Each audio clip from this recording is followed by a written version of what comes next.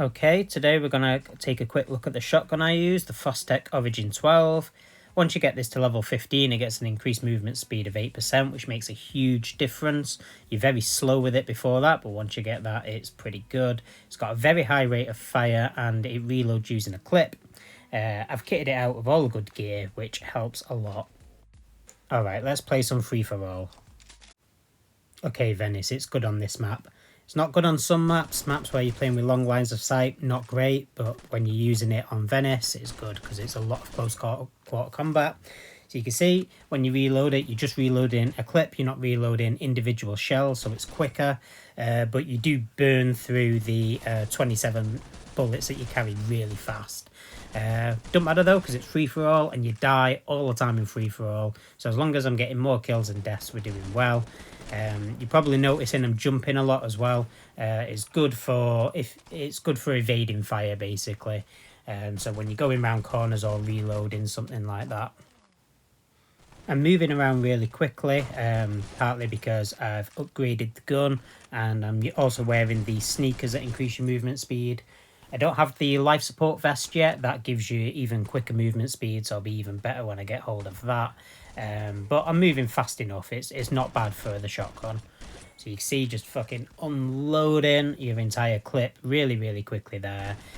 It also inflicts bleed damage, so even if you don't get the kill immediately, sometimes the guy that you've hit will bleed out later on and you'll still pick up the kill if they manage to survive long enough before somebody else ices them.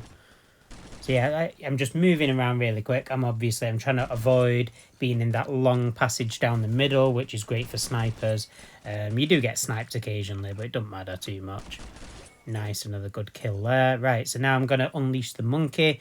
I like using monkey when I'm using the shotgun because monkey will watch your six. And sometimes it will protect you when you would otherwise get killed. Use the grenade there, take out the guy with the shield. Demolition dot is really, really good for finishing off people with the shield. And I get killed by a juggernaut, so we'll come back in with a fresh clip. One of the other things you can do as well, so if you have just recently died and you spawn near where you've died, and then you very quickly kill somebody, you can go and pick up the shotgun you just dropped and you'll pick it back up at full ammo, so that saves you having to reload and gives you a little bit of extra ammunition. Although it's quite rare that I actually survive long enough to run out of ammo, because free-for-all, you're getting shot at from all angles at all time. You're not playing for survivability, you're playing for those quick kills. And one of the reasons I love the Fostech Origin 12 is that you can burn through games really, really quickly. I don't tend to use it much on Stadium map, because that favours long lines of sight. That's better for an assault rifle or a machine gun. I use it on Grapeseed, but only when you're inside the middle structure. I don't use it on the outside much, really. And I use it on London as well, but I tend to hang around in the little hedge maze in the middle. Very, very good in there. Right, so we're racking the kills up now, just need one more, so we've got a nice little double kill there. So there's somebody, and we get the final kill. So nice, quick 25 victory there. Alright, we're in London, so we'll try and stick to places where we've got a lot of cover, because obviously certain areas of this map are very, very good for snipers and people with assault rifles. So generally want to hang out in this area here. Hit the heal there. I didn't mean to do that. I don't tend to use the heals in this mode at all, because you don't survive long enough. It's just a waste of money. Got a nice little grenade kill there as well. Demolition dot, by far my favourite grenade, because it just explodes on impact. So rather than having to time it or anything, you can just throw it directly at your enemy or next to where they're standing, and generally you'll get a kill.